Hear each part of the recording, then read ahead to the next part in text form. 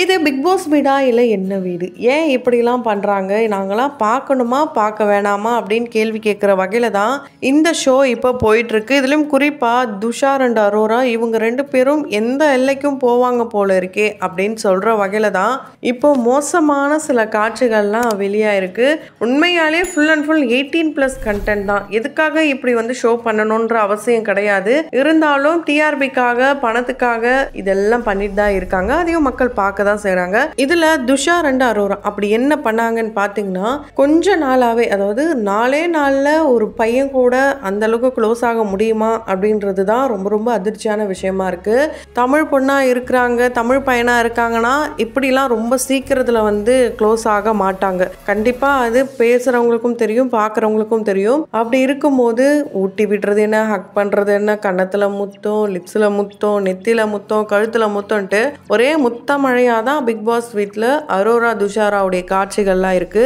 இவங்க 2 பேரை வச்சு 18+ படமே எடுக்கலாம் போல இருக்கு. அந்த அளவுக்கு வார்த்தைகள் கூட 18+ தான் இருக்கு. டபுள் மீனிங்கான விஷயங்கள்லாம் பேசுறாங்க. மக்களுக்கு புரியாதுன்னு நினச்சி பேசுகிறாங்களா இல்லையான்னு தெரியல. ரொம்ப ரொம்ப மோசமாக ஒரு ஆபாசமான பேச்சுக்களாக தான் இருக்குது. கண்டிப்பாக எல்லாத்தையுமே கண்டிக்கிற விஜய் சேதுபதி இது அவங்களுடைய பர்சனல் அப்படின்னு சொல்லி விடாமல் பொதுமக்கள் பார்க்குற இது ஒரு ஷோவை எந்த அளவுக்கு கொண்டு போகணுன்றது ஆடியன்ஸ் கையில் இருக்கிறத தாண்டி உள்ளே இருக்கிற கண்டஸ்டன்ட் கையில் தான் இருக்குது. ஏன்னா அவங்க எல்லாருமே இந்த ஷோவை ரொம்ப இன்ட்ரெஸ்டிங்காக கொண்டு போனாங்கன்னா மக்கள் பார்க்க போகிறாங்க. அதனால நல்ல ஒரு ரேட்டிங், நல்ல ஒரு அமௌண்ட்டு வரும். அப்படி இருக்கும் போது மக்கள் பார்க்குற வகையில சீன்ஸ் இருந்தா பரவாயில்ல. கண்ணை மூடிக்கிட்டு கூட காதால கூட கேட்க முடியாது போல இருக்கு. அந்த மாதிரியான விஷயங்கள் தான் இப்போ பிக் பாஸ் சீசன் 9 தமிழ்ல நடந்துட்டு இருக்கு. மற்ற மொழிகள்ல இதை விட பயங்கரமா நடக்குதுன்னு சொன்னாலும் அது அந்த மொழிகள்லாம் அவங்க பார்க்கக்கூடிய ஒரு சாதாரண விஷயமா கூட இருக்கலாம்.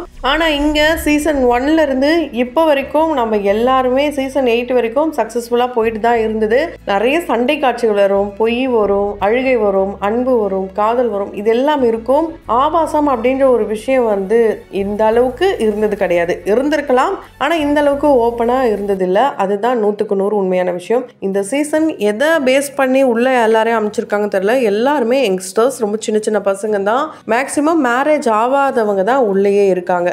அதனாலதான் என்னவோ இந்த மாதிரி கண்டென்ட் கிடைக்கும்னு நினைச்சு அமைச்சிருப்பாங்க போல இருக்கு. ரொம்ப மோசமா இவங்க 2 பேரும் பேசிட்டு இருக்காங்க. ஸ்விம்மிங் பூல் எப்படி இருக்கு, ஸோ இது மாதிரியான மோசமான வார்த்தைகள் புரியாது, புரியும் அப்படின்னு நினைச்சதை தாண்டி எதுக்கு நான் ஸ்விம்மிங் பூலாக கேட்குறேன்ட்டு ஓப்பனாகவே அரோராவும் கேட்க ஆரம்பிக்கிறாங்க. ஸோ அரோரா வெளியில் அவங்க எப்படி இருந்தாங்கன்றது பல பேருக்கும் தெரியும். வீடியோஸ்லாம் எப்படி போட்டாங்க. இவங்க உள்ளே வந்தப்பே அப்போ ஏதோ ஒரு சம்பவம் நடக்க போகுது அப்படிலாம் கூட பல கமெண்ட்ஸ் வந்தது.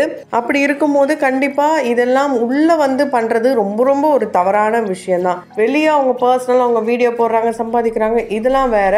உள்ள இவ்வளோ லட்சம் மக்கள் பார்க்குறாங்கன்னும் போது குழந்தைங்க உட்பட கூட இன்ஸ்பயர் ஆகுறாங்க. இவங்க இப்படி இருக்காங்க, ஏன் நம்ம அப்படி இருக்கக்கூடாது? ஏன்னா ஓவியா, ஆரி, இந்த கவின் இவங்கெல்லாம் இருந்த சமயத்துலலாம் அவரை மாதிரி இருக்கணும், இவரை மாதிரி இருக்கணும், இவங்கள மாதிரி இருக்கக்கூடாதுன்ட்டு பேரண்ட்ஸே சொல்லி ஒவ்வொரு கேரக்டரா வந்தாங்க. ஒவ்வொரு குழந்தைங்களும் பிக் பாஸை ஃபாலோ பண்ணிட்டு இருக்காங்க. அப்படி இருக்கும்போது இப்படிப்பட்ட ஒரு கண்டென்ட்லாம் தேவையே கிடையாது. இதெல்லாம் கண்டிப்பா எடிட்ல கூட தூக்கிடலாம். அண்ட் எல்லை மீறி சில விஷயங்கள்லாம் நடக்குது. ஒரு பக்கம் துஷார் அண்ட் அரோரா அப்படின்னா, இன்னொரு பக்கம் ஆதிரை எஃப்ஜி. அதாவது ஆதிரை சொல்றாங்க, ஒன்னும் பெரிய விஷயம்லாம் கிடையாது, என்னோட 4 வயசு சின்ன பையன் தான், அதனால உன்னை பார்க்காம என்னால இருக்க முடியாது, நீ என்கிட்ட 2 நாளா பேசல, 2 நாளா கண்ணில் பேசவே இல்லை, நான் இப்ப கூப்பிடுறேன், எவ்வளவு நேரம் உனக்காக வெயிட் பண்றது, அப்படி இப்படின்னு பரதநாட்டியம் ஆடுறாங்க. உடனே எஃப்ஜேவும் சொல்றாரு, ஏன் இப்படிலாம் பேசுற, உனக்கு நீ MBA முடிச்சிருக்க, நீ வெளியே போனா வேலை கிடைச்சிரும், நான் இப்பதான் ஏதோ சின்ன சின்ன ரோல்லாம் பண்ண ஆரம்பிச்சிருக்கேன், நீ இப்பவே எல்லாத்தையும் இழுத்து மூடிடுவ போல இருக்கே, நீ யாரோ நான் யாரோ அப்படின்ற மாதிரி சொல்ல, இது வேற அது வேறுன்ட்டு அவரையும் கன்வின்ஸ் பண்ணி உள்ளே இருக்கணும், இப்படி இருக்கணும், அப்படி இருக்கணும்னு தேவையில்லாத விஷயங்களை பண்ணிட்டு இருக்காங்க ஆதிரை. உண்மையாலே ரொம்ப ஒரு மோசமான ஒரு சீசனாக தான் இருக்கு. எல்லாத்தையும் கண்டிக்கிற மாதிரி பிக் பாஸ் கூட இதெல்லாம் இங்கே பண்ணாதீங்க, நீங்க வெளியே போய் எப்படி வேணாலும் இருங்கன்னு சொல்லலாம். அதுக்கு அவருக்கு ரைட்ஸ் இருக்கு. பர்சனல் அப்படின்னு சொல்லி காதலை கண்டென்ட்டுக்காக பண்ண வச்சு அது வேற மாதிரி போன கதையெல்லாம் வேற. இவங்கெல்லாம் சேருவாங்களா அப்படிலாம் எதிர்பார்த்து வெளியே பிரிஞ்ச காதல்லாம் கூட இருக்காங்க.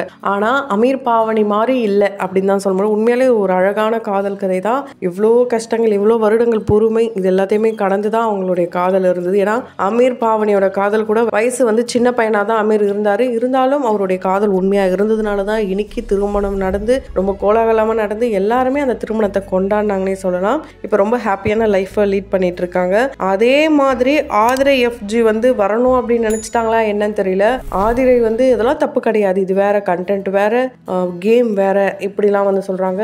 இவர் அவங்க கிட்ட பேசலாம் கேம் அஃபெக்ட் பண்ணுற மாதிரி இருக்கா. இதெல்லாம் என்ன கதைன்னு தெரியல. ஸோ உள்ளே வந்து இந்த 2 பேருடைய காம்போவை பார்க்கும்போது நிக்சன் அண்ட் பூர்ணிமா எப்படி வந்து வெளியே எப்போ பார்த்தாலும் சோஃபாவில் நிக்சன் மேலே பூர்ணிமா படுத்துக்கிட்டு தம்பின்னு கொஞ்சிட்டு இருந்தாங்களோ, அந்த மாதிரி ஆதிரை அண்ட் எஃப்ஜே இவங்க 2 பேருமே ரொம்ப கொஞ்சிட்டு இருக்காங்க. ஆதிரை அது வரைக்கும் இருப்பாங்களா இல்லையான்னு தெரியல. அப்படி இருந்தாங்கன்னா அவங்க வீட்டில இருந்து வரவங்க 4 அரை விடுறதுல தப்பே கிடையாதுன்னு தான் சொல்ல முடியும். பூர்ணிமா வந்தால் கூட ஆச்சரியப்படுறதுக்கு கிடையாது, நீ என்ன இவ்வளோ கேவலமாக ஆடுறன்னு கூட கேட்க வாய்ப்புகள் இருக்குது. உண்மையாலே ஆரம்பத்தில் ரொம்ப வந்து சூப்பராக இவங்க ஆடுவாங்கப்பா, இவங்க தான் ஹீரோயின், இவங்க தான் ஹீரோ அப்படின்ட்டு சீரியல்ல நம்ம வெளியே பார்த்துட்டு ரீல்ஸ்லாம் பார்த்துட்டு உள்ள வந்தா அப்படியே உல்டாவா இருக்கிறாங்க. இது இன்னொரு பக்கம் என்னன்னா அந்த கோமாளித்தனம், இது எல்லாத்தையுமே திவாகரன் நம்ம பார்த்துருந்தோம். ஆல்ரெடி வீடியோலேயே சொல்லியிருந்தோம். திவாகர் அவர்களை ஒரு கோமாளியா நிறைய பேர் பார்த்து கேலி கிண்டெல்லாம் பண்ணி அவரை மேலே கொண்டு வந்தாலும் அவருடைய நற்பண்புகள் இப்போ வெளியாயிட்டு இருக்கு. உண்மையாலே அந்த மனுஷன் நல்ல மனுஷன் அப்படின்னு சொல்ற வகையில் இருக்கு. ஆனா துஷார் அண்ட் அரோரா இவங்க 2 பேரும் மட்டமான கேம் ஆடுறாங்க. உண்மையாலே இதை வன்மையா கண்டிக்கணும். ஸோ இது இதை விட மோசமான சூழலுக்கும் கொண்டு போகலாம். அது எப்படி போகும் தெரியாது. இதை கண்டிப்பாக கண்டிச்சு ஆகணும். இல்லைனா இந்த ஷோவை பேன் பண்ணுறதுக்கான வாய்ப்புகள் கூட இருக்குது. எதுக்கு இப்படி ஒரு ஷோ, பார்த்தவங்கள வந்து தவறான வழியில் கொண்டு போகிறதுக்கு ஒரு ஷோவான்னு கேட்டால் அப்படி ஒரு ஷோ தேவையில்லைன்றது என்னுடைய கருத்து. ஸோ அந்த வகையில் உங்களுடைய கருத்து என்ன? துஷார் அண்ட் அரோரா. துஷார் என்னதான் வந்து புதுக்கோட்டை பையனாக இருக்கலாம், பார்க்க கொரியன் மாதிரி இருந்தாலும் பக்கா தமிழ் பேசுவார். வாய்ஸ் ரொம்ப ஸ்வீட்டாக இருக்குது, நிறைய பேருக்கு ரொம்ப பிடிச்சிருக்கு. வில்லன் வாய்ஸ்க்குலாம் வந்து இவர் கண்டிப்பாக டப்பிங் வாய்ஸ் கொடுக்கலாம். நல்ல ஒரு எதிர்காலம் இவருக்கு இருக்குது. அந்த எதிர்காலத்தை அரோரா அழிச்சிடுவாங்களோ அப்படின்ற ஒரு கேள்வியும் வந்திருக்கு. ஏன்னா துஷார் விலகி போறாரு, அரோரா விடாமல் அவரை துரத்திக்கிட்டே இருக்காங்க. ஸோ இதுக்கு ஒரு எண்டு கார்டு போடணும். கண்டிப்பாக பிக் பாஸும் கண்டிக்கணும்.